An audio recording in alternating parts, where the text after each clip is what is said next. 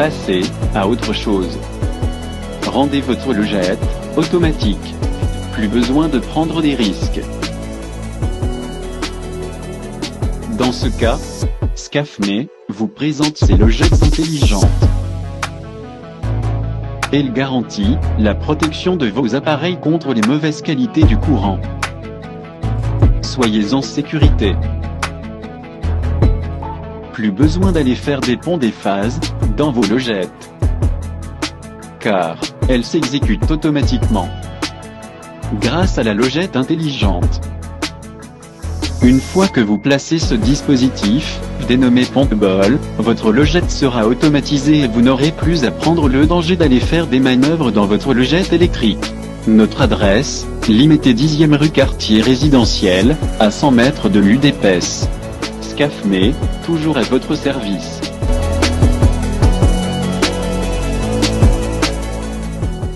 Kadima talanga bien.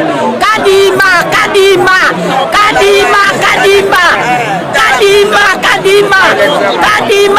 Bokokima mtakala. Kwaseka motema, ezaba kamwe yaka. Kwaseka motema, ezaba kamwe yaka. Toke, mutuma gola moye. Mutuma gola moye. Hey, mutuma wali gola moye. Mutuma gola moye. Mutuma wali. Kwaseka motema, ezaba kamwe yaka. Kwaseka motema, ezaba kamwe yaka. Toke, mutuma gola moye. Mutuma gola moye.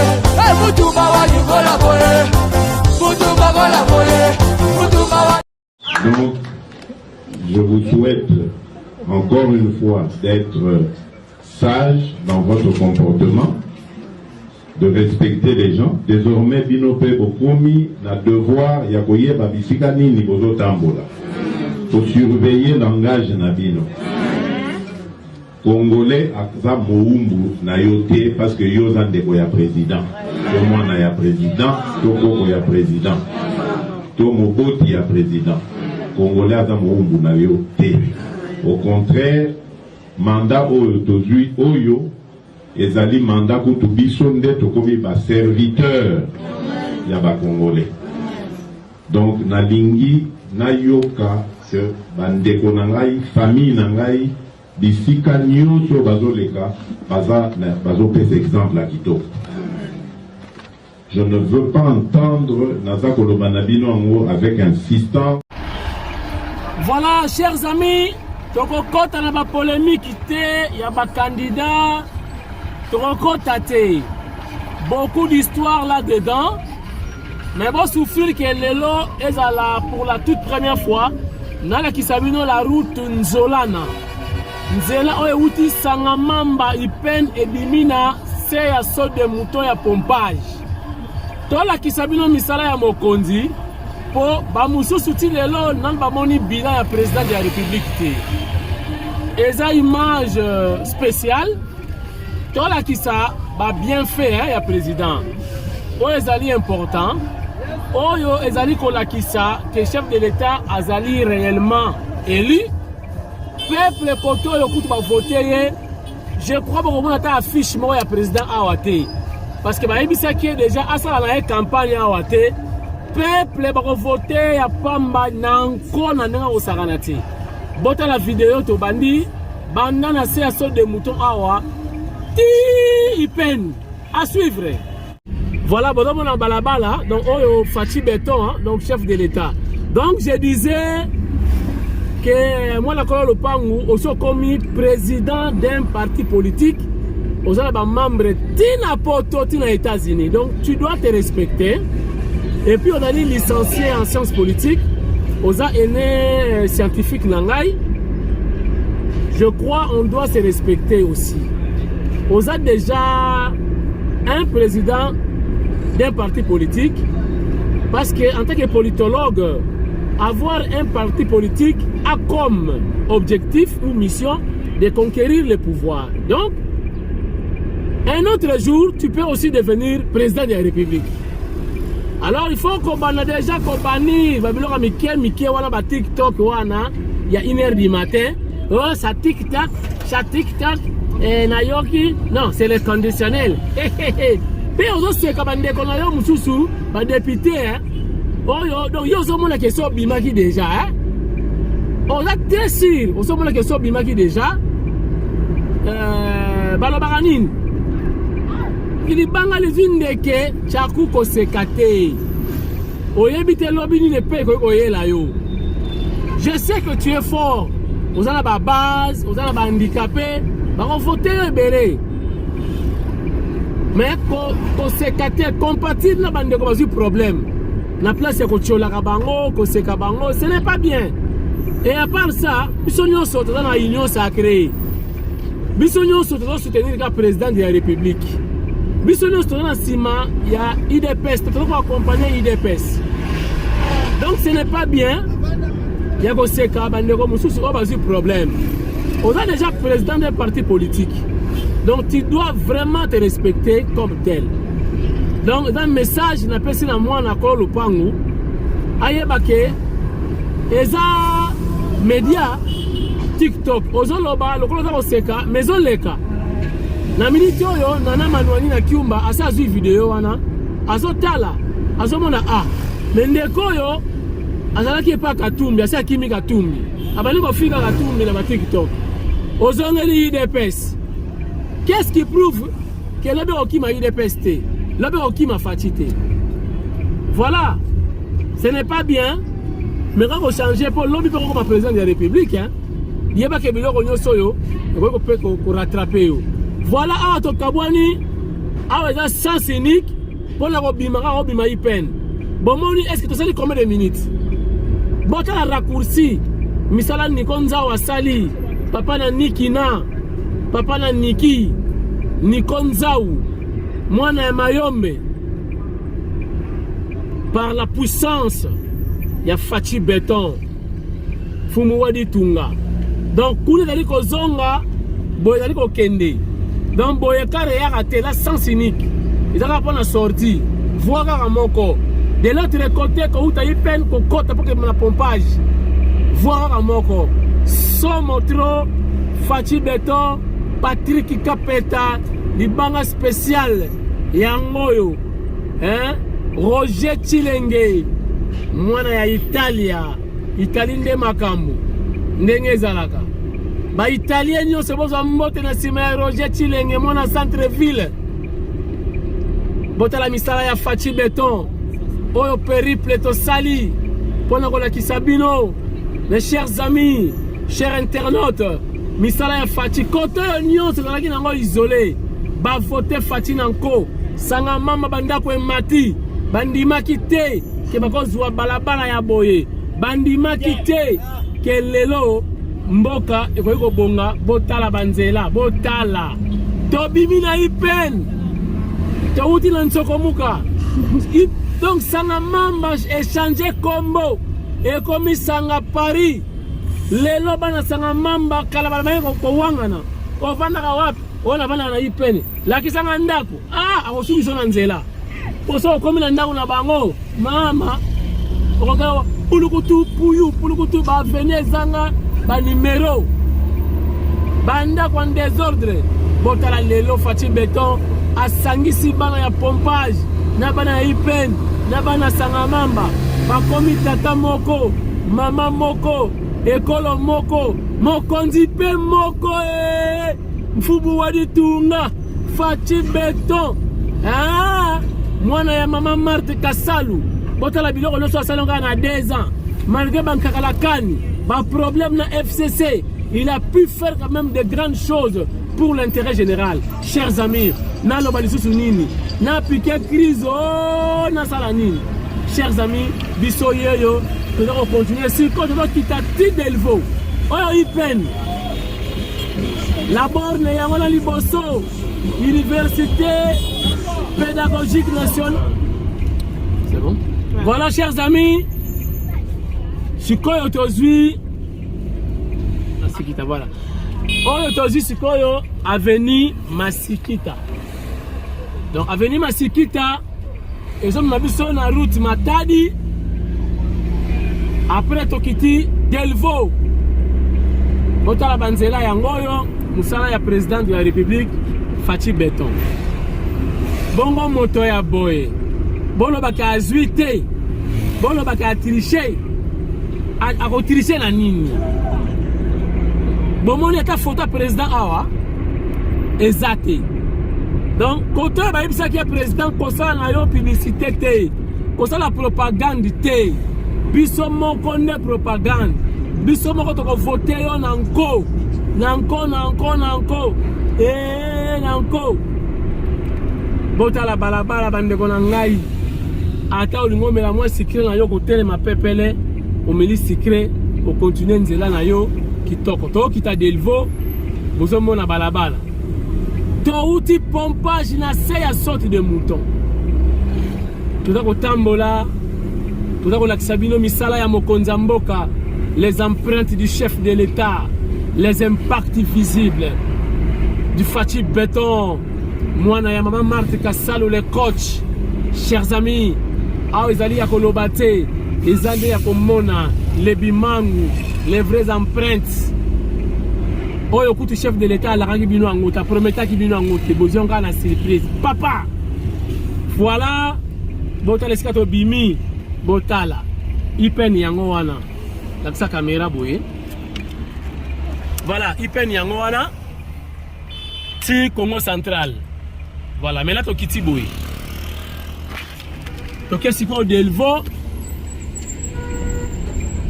voilà toke sikoyo Delvaux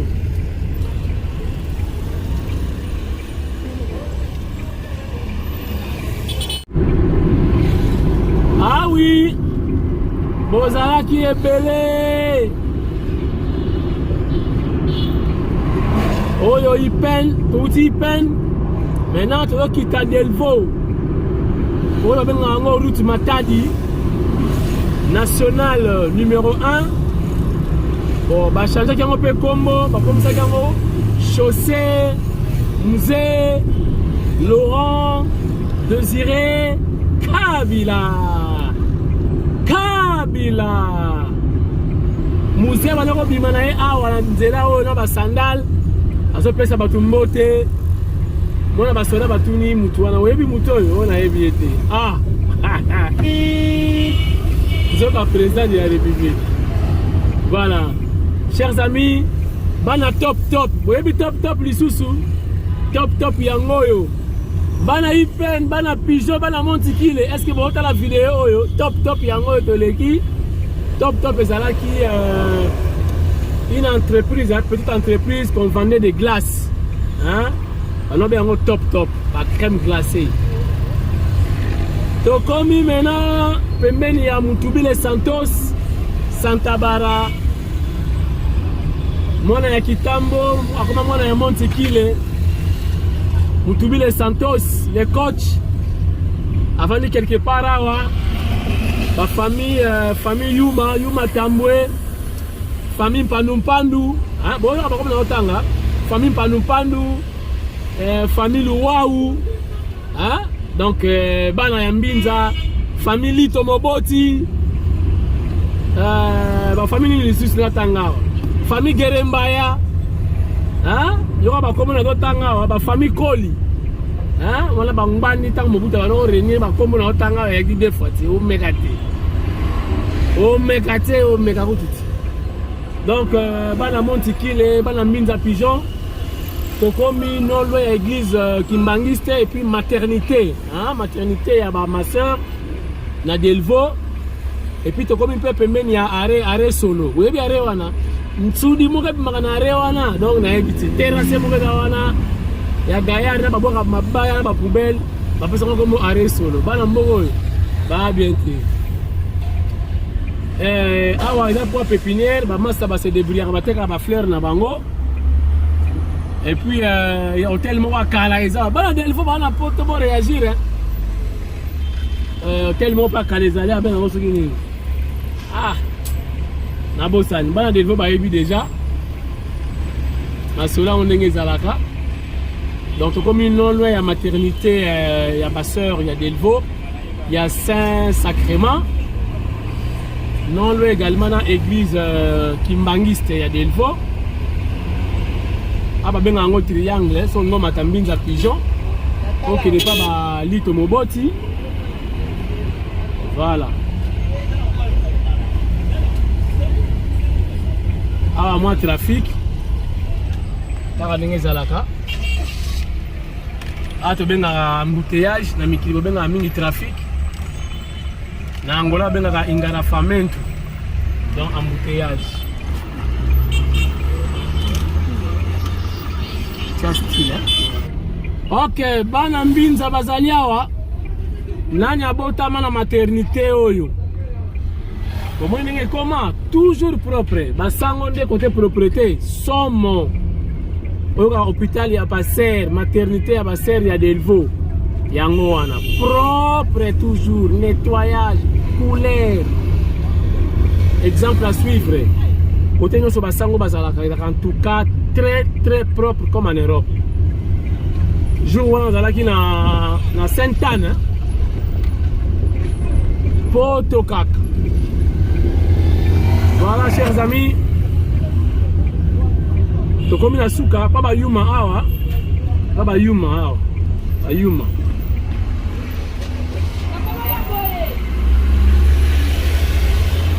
Donc, comme il a souka.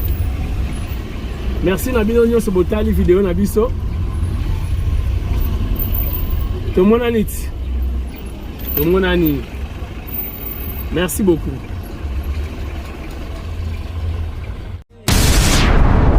Ce monsieur a bâti sa fortune lorsqu'il est revenu d'exil en Afrique du Sud, qu'il est rentré grâce à l'ancien président de la République au Katanga. C'est à ce moment-là qu'il a battu sa fortune. Et je ne pense pas que c'est avec son salaire de gouverneur qu'il a pu avoir la fortune qu'il a aujourd'hui. Et ce monsieur voudrait faire le même type de gestion au niveau de la RDC et ça, ce n'est pas possible. Le Congo est un pays démocratique, ce n'est pas un État où il faut instaurer une mafia au sommet de cet État. Et ce monsieur que je connais est capable de marcher sous des cadavres pour ses intérêts personnels. Cette fracture que vous parlez là, qui prône de pouvoir chasser les Kassaïens du Grand Katanga? Qui est celui qui a un jour prononcé à quelques mois qu'il allait couper la carte du Congo en retirant le Katanga? Est-ce que ce n'est pas ça, les propos dangereux? Mais je le dis à toutes ces personnes-là, qu'ils fassent très attention. Le Congo va rester un et uni. Qu'il en déplaise à ceux qui ont des ambitions démesurées et qui ont fait une obsession d'être à la présidence de la République. Je parle maintenant en tant que ministre de la Défense. J'ai, bien sûr, comme vous savez, ce qu'on appelle des renseignements sous l'administration du ministère de la Défense. Je vais vous dire ceci et je préviens la population de ce qui est en train, monsieur, de préparer. Monsieur le sait très très bien. Il le sait. Au moins ça, on peut lui donner, c'est qu'il est lucide. Il sait qu'il ne peut pas gagner les élections. Il ne peut pas gagner les élections parce qu'il ne peut pas tromper un peuple tout le temps et à tout moment. Et le peuple a très bien compris que ce monsieur est l'agent du Rwanda. Pourquoi? Le monsieur est son plus proche collaborateur, conseiller spécial, qui est aux arrêts. Nous avons découvert, lors de son arrestation, tous les contacts qu'il avait quotidiennement avec le M23. Est-ce que ce monsieur-là que nous parlons, veut-il dire qu'il n'était pas au courant de ça? Ce monsieur, je vais vous dire, il y a 3 mois exactement, à travers les renseignements, il a contacté une organisation russe pour pouvoir et donner beaucoup d'argent, parce qu'il est financé par des multinationales internationales que nous connaissons, je ne donnerai pas les noms ici, je connais les noms de ces personnes qui le financent, et il a demandé à cette organisation russe de pouvoir entrer dans le système de la CENI. Dans le système de la CENI? Dans le système de la CENI, oui. Et nous avons la preuve de ça parce qu'il y a eu plusieurs tentatives d'attaque sur le site. Il sait qu'il ne peut pas gagner les élections. Mais il va fabriquer des résultats à travers cette organisation. À la minute qu'il va faire ça, je vous appellerai et je vous dirai une fois de plus comment et pourquoi cette organisation a accepté de publier des faux résultats.